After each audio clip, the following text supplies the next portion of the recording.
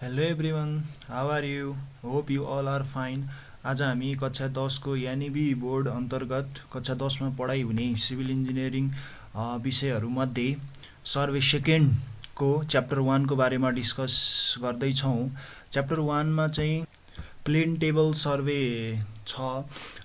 यसको पिरियड चाहिँ यो 10 पिरियडको हो र यसबाट आउने मार्क्स भनेको फाइनल इक्जाममा 9 मार्क्सको छ, जुन सर्ट क्वेसन 3वटा अनि भेरी सर्ट क्वेसन 3वटा, सर्ट क्वेसन एउटा र लङ क्वेसन एउटा गरेर 9 मार्क्सको आउँछ, जुन क्वेसन स्याम्पल सहित र मार्क्स डिस्ट्रिब्युसन मैले पिडिएफको अन्तिममा राखेको छु। अब प्लेन टेबल सर्वेको इन्ट्रोडक्सन, अब डेफिनेसनमा जाने हो भने प्लेन टेबल सर्वे भने चाहिँ अब प्लटिङ र मेजरमेन्टको कुराहरू सँगसँगै गरिन्छ। भनेको गएर डिस्टेन्स नाप्छौँ, हामीले कुनै दुईवटा पोइन्ट बिचको डिस्टेन्स नाप्छौँ र त्यो डिस्टेन्स नापिसकेपछि त्यसलाई त्यहीँ फिल्डमै हामीले प्लटिङ गर्छौँ। त्यो सर्वे भनेको चाहिँ प्लेन टेबल सर्वे हो। यो डेफिनेसनमा साइमल्टेनियस भन्ने वर्ड नबिर्सने।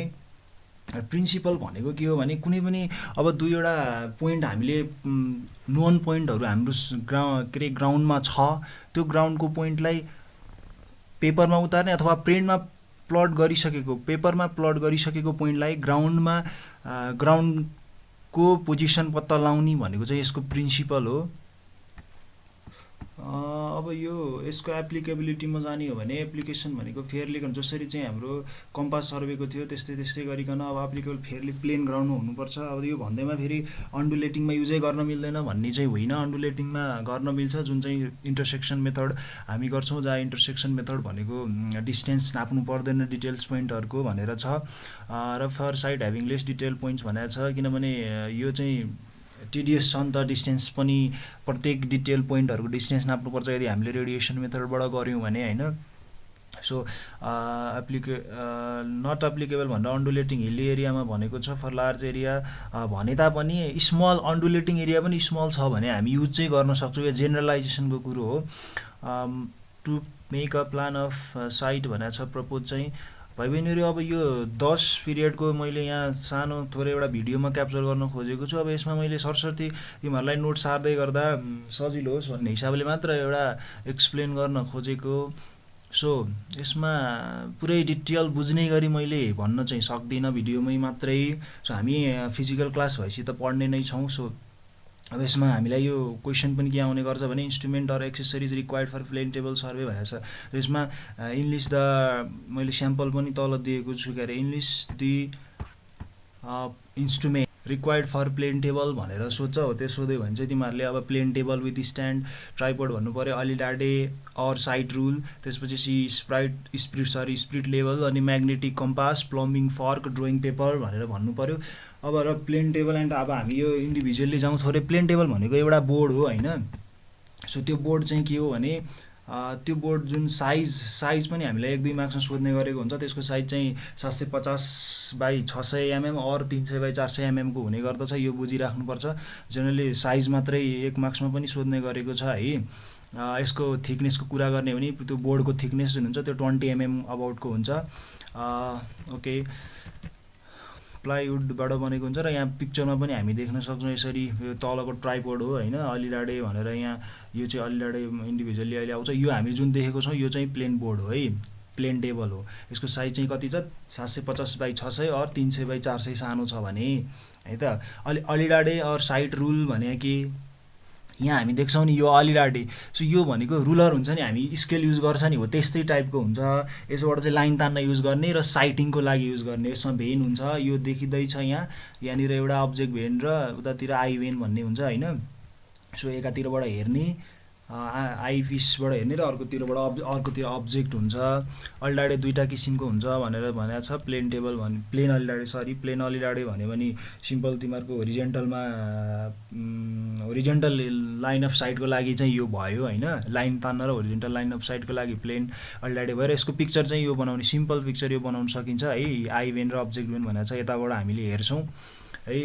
यो अब्जेक्ट भेन भनेको चाहिँ यसमा यो अपाचर हुन्छ भनेको चिरा परेको हुन्छ भने, यो आई भेन भनेको चाहिँ तिमीहरूको त्यो चाहिँ एउटा भेन हुन्छ, है। यो चित्र पनि बनाउनुपर्छ। चित्र पनि बनाउने भाइ बहिनीहरूले टेलिस्कोपिक अल्ट्रा डे भनेको चाहिँ अब हामीले लाइन अफ साइट जहिले होरिजेन्टल भन्ने हुन्छ भन्ने चाहिँ छैन। अब अन्डुलेटिङ एरियामा पनि गर्नुपर्छ भन्ने भनेर भनेको छ कतै कतै होइन। सो त्यस्तो अवस्थामा यदि इन्क्लाइन छ भने भर्टिकल एङ्गल पनि हामीले त्यहाँ नाप्न सक्छौँ है।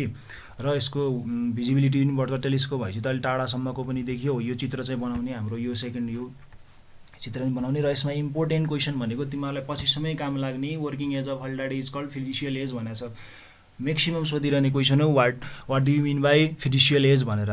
सो अल्ट्रा डेको वर्किङ एजलाई फिडुसियल एज भनिन्छ भनेर भन्नु पऱ्यो है। अल्ट्रा डे भनेको यही यो एज छ नि जुन उयो यहाँ स्केल हुन्छ क्या 30 cm को स्केल हुन्छ। सो हामीले मार्किङ ग्रेजुएसन पनि गरेको हुन्छ होइन। लाइन तान्दै गर्दा कति cm अब फिल्डको 10 मिटर छ भने 1:100 भने 10 cm गर्नु पऱ्यो। 10 cm मा कन्भर्ट भयो होइन। स्केल रिडक्सन गऱ्यो भने हो त्यस्तो चाहिँ स्केल चाहिने भएर त्यहाँनिर स्केल राखिदिएको हुन्छ भनेको ग्रेजुएसन राखिदिएको हुन्छ। अर्को रहेछ स्पिड लेभल भनेको हाम्रो तिमीहरूले लेभलिङ गर्नुपर्छ नि। लेभलिङ स्पिड बबल हो यो एक्चुअली बबल हुन्छ। बबललाई यो प्लेन टेबलमाथि राख्ने होइन। यो स्पिड लेभल अनि बबल सेन्टरमा मिलायो भने सो त्यो चाहिँ के मानिने भयो त भन्दा लेभल भएको मानिने भयो।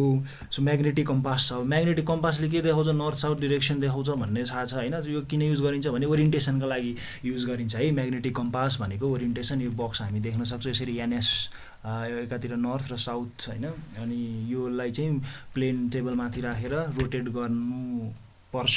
त्यो रोटेट कसरी गर्ने त भन्दा यसले चाहिँ एन र एस देखाउने बेलासम्म त्यसलाई रोटेट गरेर हामी चाहिँ ओरिएन्टेसन गर्छौँ। र प्लम्बिङ फर्क भनेको छ। यो प्लम्बिङ फर्क भनेको सिम्पली के हो भने हामी ग्राउन्ड पोइन्ट हुन्छ हाम्रो होइन। हो त्यो ग्राउन्ड पोइन्टलाई हामी चाहिँ पेपरमाथि ड्रइङ प्लेन टेबलमा त हाम्रो ड्रइङ पेपर हुन्छ। सो ड्रइङ पेपरमाथि उतार्नु पऱ्यो त्यहाँ लानु पऱ्यो भनेको पोइन्ट त चिन्नु पऱ्यो नि त। सो त्यही पोइन्टको रिफरेन्सबाट त अरू डिस्टेन्सहरू नापेको हुन्छ होइन।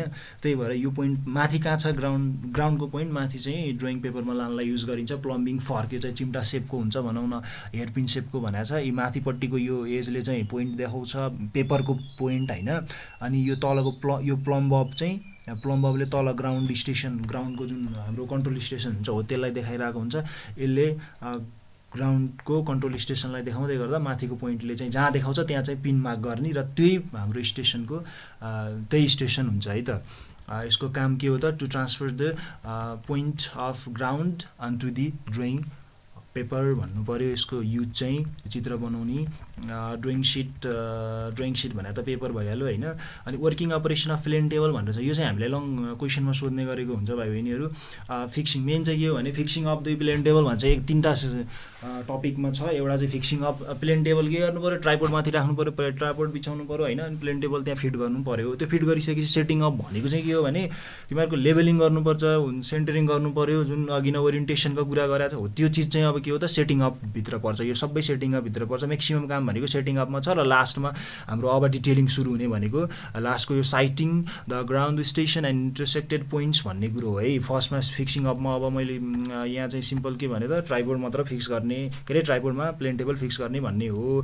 अब बीमा मेन इम्पोर्टेन्ट बीमा के छ सेटिङ अप। हेर त लेभलिङ द प्लेन टेबल भनेको छ। बीमा चाहिँ सेन्टरिङ अर्को सीमा ओरिएन्टेसन छ। यो भित्रको लेभलिङ भने के कसरी लेभलिङ गर्ने अघि भर्खर भनेको थियो। Which one instrument tool is use for levelling in ground के अरे प्लेन टेबल भन्यो भने के हो स्पिड लेभल। सो यहाँ यो टर्ममा भन्दै गर्दा यति यो चिज एक्सप्लेन गर्दै गर्दा भाइ बहिनीले के भन्नु पऱ्यो भने using spirit level the plane table board is levelled भनेर चाहिँ भन्नु पऱ्यो है। अनि यो centring of the plane table centring केबाट युज कसरी गरिन्छ अरे अघि भर्खर माथि पढेको त्यो के फर्क प्लम्बिङ फर्क। सो प्लम्बिङ फर्कबाट हामी सेन्टरिङ गर्छौँ है। सेन्टरिङ भने कि ग्राउन्ड पोइन्टलाई हामी पेपरमा लानलाई युज गर्छौँ होइन त। त्यही हो सेन्टरिङ भनेको है। अब यो हामी प्रोसेस डिटेल चाहिँ हामी पक्कै पनि प्र्याक्टिकलै गर्दाखेरि गर्नेछौँ र फिजिकल क्लासमा पनि हामी क्लासमै यो गरेर हेर्नेछौँ। अहिले चाहिँ भाइ बहिनीहरूलाई नोट बनाइराख्नलाई इङ्गेज होस्। तिमीहरूलाई चाहिँ बोर्ड भयो होला होइन त नपढ्दै गर्दा यत्रो लामो समय भइसक्यो। त्यही भएर यसो यो भिडियो बनाउँदैछु। ओके ओरिएन्टिङ द प्लेन टेबल भनेको छ। ओरिएन्टेसन भने के अरे नर्थ जुन अघि म्याग्नेटिक कम्पास युज गरेको थियो नि हो, म्याग्नेटिक कम्पास युज गरेर प्लेन टेबललाई के गर्नु पर्यो, नर्थ साउथ डिरेक्सन, एउटा डिरेक्सन त हुनु पऱ्यो नि। मैले यो म्याप हेर्दै गर्दा कता फर्किएर हेर्ने, कुन के को रेफरेन्समा बनाएको हो भनेर मेरिडियनका कुरा हामीले पढाएको थियो नि। सो मेरिडियन चिज भनेको नर्थ साउथ डिरेक्सनमा चाहिँ ओरिएन्टेसन गर्नु पर्यो। अब ओरिएन्टेसन मेथड भनेको एउटै मात्र त्यही कम्पास, म्याग्नेटिक कम्पासले मात्र गरिन्छ भन्ने चाहिँ होइन, अर्को के ब्याक्रे मेथडले नि गर्न सकिन्छ। ब्याक्रे मेथड भनेको अलरेडी प्लटेड पोइन्टहरू हुन्छ, त्यो पोइन्ट भनेको हामीसँग ग्राउन्डमा पोइन्टहरू हुन्छ, त्यो पोइन्टलाई यदि योभन्दा अगाडि जानु छ भने पहिले हेरिसकेको हुन्छ क्या। ब्याक्रे मेथड भनेको रिसेक्टर भन्छ जसलाई, हो त्यो रिसेक्टरलाई हेरेर ओरिएन्टेसन पनि गर्न सक्छौँ, त्यो पनि सजिलै छ।